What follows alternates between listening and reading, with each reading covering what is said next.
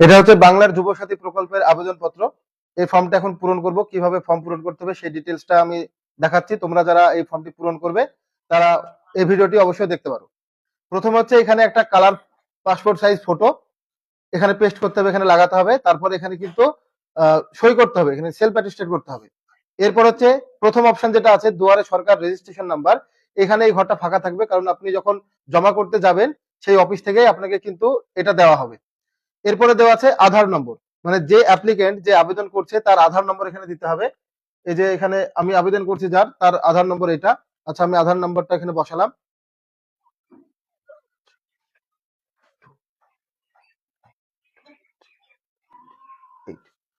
এরপরে দেওয়া আছে বেনিফিশিয়ারি নেম, অর্থাৎ উপভোক্তার নাম মাধ্যমিক বা সমতুল্য পরীক্ষা অনুযায়ী। এই যে এখানে ওর মাধ্যমিকের অ্যাডমিট কার্ডে যে নাম দেওয়া আছে আমি সেই নামটা এখানে দেব, আব্দুল করিম শেখ।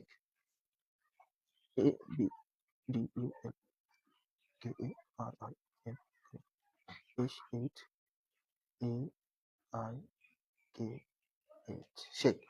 এরপরে দেওয়া আছে মোবাইল নম্বর, যেটা ব্যাংক অ্যাকাউন্টের সঙ্গে লিংক করা আছে সেরকম মোবাইল নম্বর দিতে বলেছে।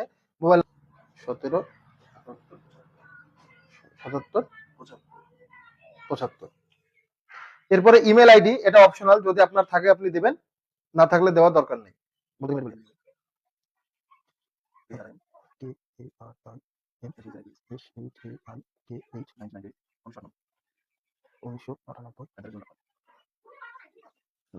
এবার এখানে জেন্ডার, জেন্ডার হচ্ছে মেল, পুরুষ। যদি মহিলা হয় তাহলে মহিলা, সেখানে টিক দিতে হবে। এরপরে জন্ম তারিখ, প্রথমে হচ্ছে তারিখ, তারপরে মাস, তারপরে বছর। তাহলে জন্ম তারিখ আমরা ওর ওর এখানে অ্যাডমিট কার্ডে লেখা আছে 14 মার্চ 1998। আচ্ছা, তাহলে এখানে হচ্ছে 14/3/1998। এবার এখানে বয়স বসাতে হবে। 1/4/2026 তারিখে তার বয়স কত সেটা বছরে লিখতে হবে। ওর হচ্ছে 28 বছর, 28 ইয়ার্স। এরপরে ফাদার্স নেম, মানে ওর বাবার নাম। বাবার নাম এখানে লেখা আছে।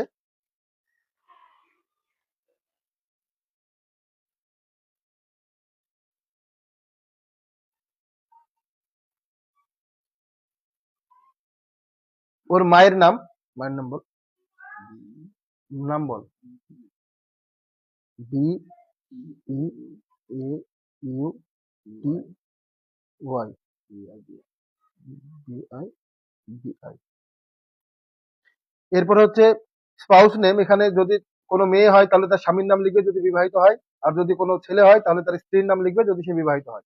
যেহেতু এই অবিবাহিত